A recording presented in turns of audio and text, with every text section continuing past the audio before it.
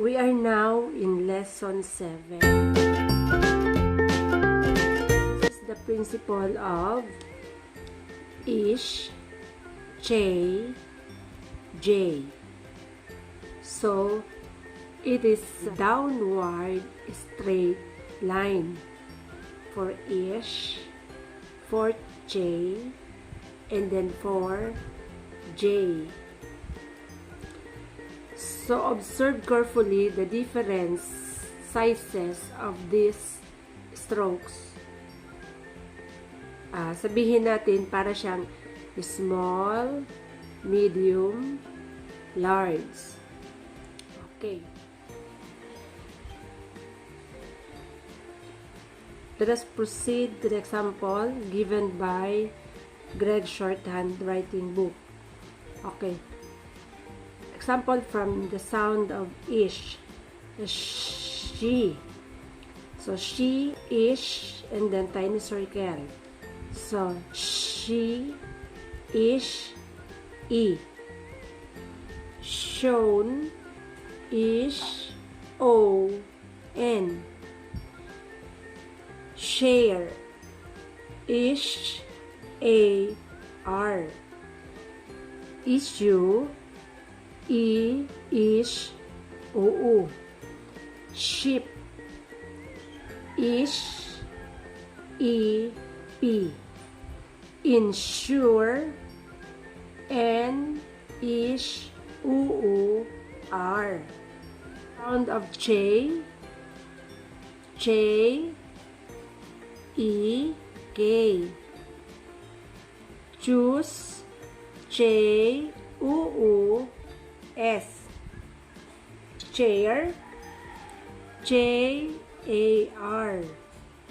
Teach, t, e, j.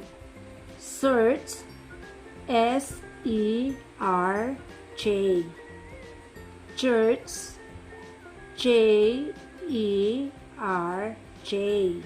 For the sound of j is written as long downward straight stroke. So you occupy the full height space of your shorthand writing notebook. Okay, age, a, j. Wages, oo, a, j, s. Wages. Okay, next. Chains, j, a, n, j. Large, l, a, r, j. Jury, j, o, r, e. Jewels, j, o, l, s. Principle number 2 is the sounds of O. The small deep hook that represents the sound of O, as in no, also represents the vowel sounds heard in hot and all. Okay, sample number 1, hot. H-O-T. Office. O-F-E-S. Sorry. S-O-R-E. Copy. K-O-P-E. Job. J-O-B. Policy. P-O-L-S-E. Stop. S-T-O-K. Stop. S-T-O-P. What? O-O-O-J. Next. O. All. O-L. Small. S-M-O-L. Cause. K-O-S. Both. B-O-T. Toth. Underneath. O-T. Daughter. D-O-T-R. Author. O. Underneath. R. Install. N-S-T-O-L. Wall. U-O-O-L. Principle number 3. Common business letter salutation and closings. Dear Sir, D.S. Dear Madam, D.M. Yours truly, U.U.T. Sincerely yours, S.E.N.U.U. Yours very truly, U.U.V.T. Very truly yours, V.T.U.U. Lesson 7, Oral Reading or Reading Practice number 4. Mrs. Grace, I am sorry to write you that on July 10, so this is the sounds of Chay. Okay. Straight from top, galing ka sa taas, pababa. Okay. Mr. James Swift notified me that he will not take the job of chief shipping clerk that you have had open in your Dallas branch since June 5, period. I talked with him on the phone, paragraph. He tells me that he likes the job, but it is his feeling that the salary we are offering him is too low. Paragraph. Can you see your way clear to authorize an increase in our salary scale? If you cannot, we may well have a problem filling the job, period. Ethel Wall. Ito, may nakita kayo ditong dalawang dot. Ito, hindi ito kasama, ha? Ano lang ito? Dumi. Dear Sir, if you need a new Jeep on your farm, we invite you to stop in at our showroom at 15 Church Avenue, period. We will show you the 8 models we have on our floors, period. We assure you that we can supply you with a Jeep that will meet all your needs at a price that will please you, period. If you care to test drive a Jeep, our salesman, Mr. Jack Small, will arrange it.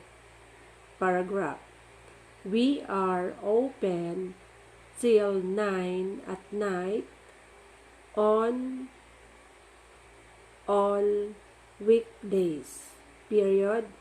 Sincerely yours. Dear Madam, on June 30, I bought a Model 16 easy chair at your Cherry Lane store. Period. The chair arrived at my home on Park Drive on July 3. But I cannot accept it as it is. Period. It has 2 large rips in the pillow as well as a deep scratch on the right rear leg. Paragraph. Please arrange to take the chair back to your factory. Period. Yours very truly. 7. Mr. Paul,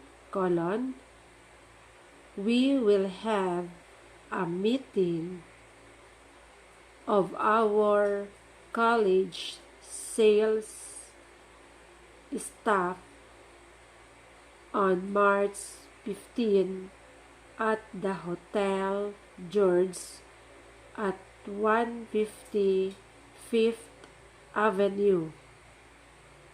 Period. The meeting will start at 9. Period. My plans are ready, but I need your advice on 2 vital sales matters. Paragraph. Can you arrange to meet me at 8 on March 15 in the lobby of the Hotel George? We will have an hour or so to talk while we have breakfast in the coffee shop of the Hotel George. Period. Horace Small. Number 8.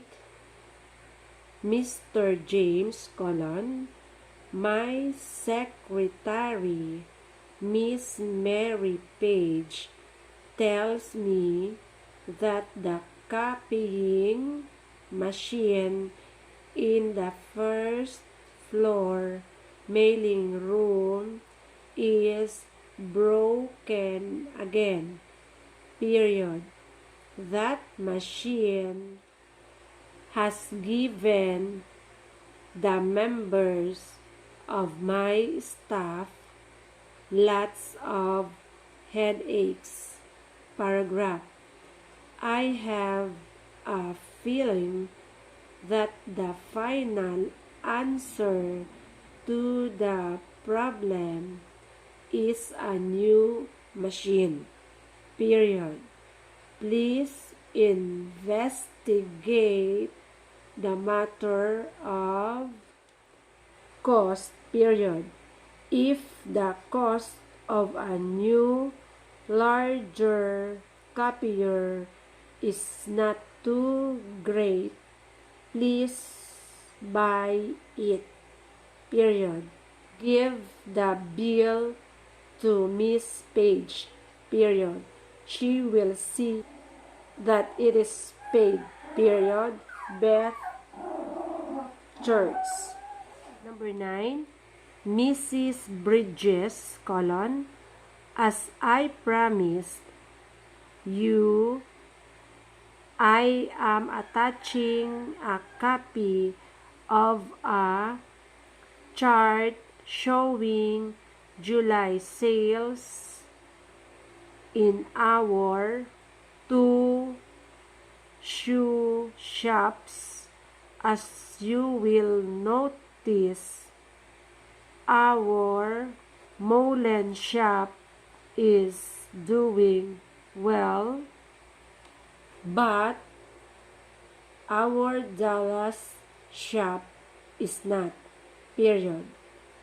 The Dallas shop has had a sharp decrease since March. Paragraph. Can you tell me why sales in our Molen shop are high while sales in our Dallas shop are causing me gray hairs? Question mark. Cherry small.